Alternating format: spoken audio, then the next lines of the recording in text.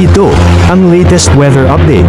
Alamin ang pinakasariwang ulat panahon ngayon dito sa Information TV Educational Channel. Makita pa rin una ay wala po tayong minomonitor na low pressure area sa loob at labas ng Philippine Area of Responsibility. At tatlong weather systems po ang nakakapektuhan sa ating bansang Northeast Monsoon o amihan, partikular na dito sa Mahilaga at gitnang Luzon, habang nakararanas naman po ng mga pagulan ang ilang bahagi, lalo na yung Southern Luzon at Kabisayan, dulot naman nitong shear line. No? Nakakapekto po ito sa may Kabisayan hanggang Palawan, habang yung easterlies, ang prevailing weather system naman sa may bahagi ng Mindanao. Makikita po ninyo mga kababayan na maulan po dito sa malaking bahagi ng lalo na sa Bicol region at sa Kabisayan. Kaya iba yung pag-iingat po dahil nasa atin magpapatuloy itong mga pagulan na to na dulot nga ng shear line hanggang bukas. Kaya posible pa rin yung mga flash floods and landslide, particular sa bahagi ng Bicol region at ng Kabisayaan. Muli po na wala tayong low pressure area